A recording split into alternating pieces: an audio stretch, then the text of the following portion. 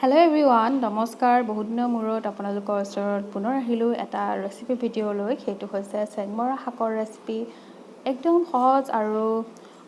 সিম্পলভাৱে মই চেংমৰা শাকৰ ৰেচিপিটো বনাইছোঁ আৰু ভাবিলোঁ আপোনালোকৰ লগতো শ্বেয়াৰ কৰোঁ আহক তেনেহ'লে দেৰি নকৰি ৰেচিপিটো আৰম্ভ কৰোঁ এয়া দুমুঠি চেংমৰা শাক এয়া বজাৰৰ পৰা আগদিনাখনিয়ে আনিছিলে অকমান লেৰেলি গৈছে এতিয়া মই এইখিনি ভালদৰে বাছি লম বাছাখিনিও আপোনালোকক দেখাম অলপ চাই থাকক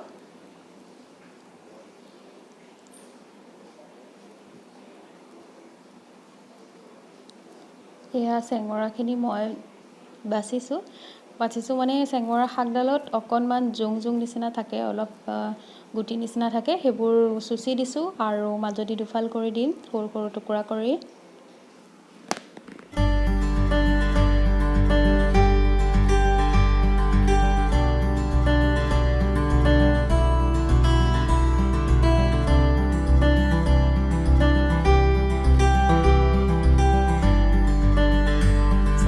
কাটি ললোঁ এনেদৰে কাটি ললোঁ মাজদি ফালি দিছোঁ আৰু এটা আলু একেলগে কাটি দিলোঁ এনেদৰে আৰু এতিয়া ধুই পখালি ললোঁ এতিয়া বনাম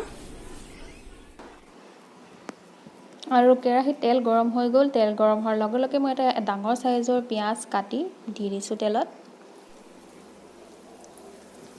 আৰু এইখিনি পিয়াজখিনি অকণমান ৰঙচুৱা হোৱালৈকে ভাজি ল'ম আৰু পিয়াজখিনি অকণমান ৰঙচুৱা হোৱাত 1 চামুচ নহৰু আদাৰ পেষ্ট দিছোঁ আৰু সেইখিনিও অলপ সময় ভাজি ল'ম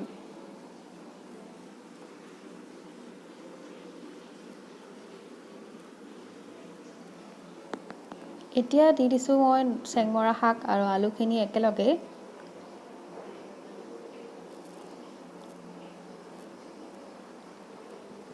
আৰু এতিয়া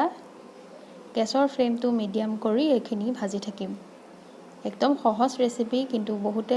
হয়তো চেংমৰা খাই পোৱা নাই বা কেনেকৈ বনাই নাজানে সেইকাৰণে ভাবিলোঁ আপোনালোকৰ লগত ৰেচিপিটো শ্বেয়াৰ কৰোঁ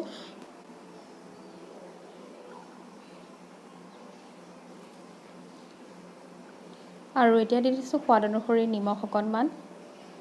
আৰু দিম হালধি পুনৰ লৰাই আছোঁ গেছৰ ফ্লেমটো মিডিয়াম কৰি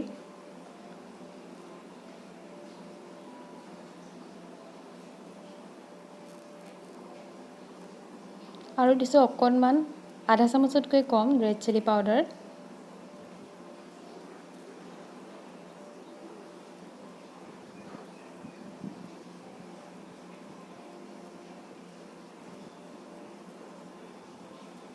আৰু দিছোঁ 2টা কেঁচা জলকীয়া ফালি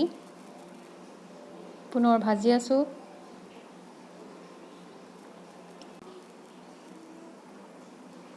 আৰু এয়া প্ৰায় 10 মিনিট সময় মিডিয়াম ফ্লেমত গেছত ভাজাৰ পাছত আমাৰ চেংমৰা শাকৰ চব্জিখন ৰেডি হৈ গ'ল এইখিনি এতিয়া গৰমে ভাতৰ লগত পৰিৱেশন কৰক আৰু আজি মোৰ ভিডিঅ'টো যদি ভাল লাগিলে তেনেহ'লে এটা লাইক আৰু শ্বেয়াৰ কৰি দিব আৰু যদি মোৰ চেনেলটো নতুনকৈ চাই আছে তেনেহ'লে সাবস্ক্ৰাইব কৰি কাষতে থকা বেল আইকনটো প্ৰেছ কৰি দিব পুনৰ আহিম এটা নতুন ৰেচিপিৰ সৈতে বাই বাই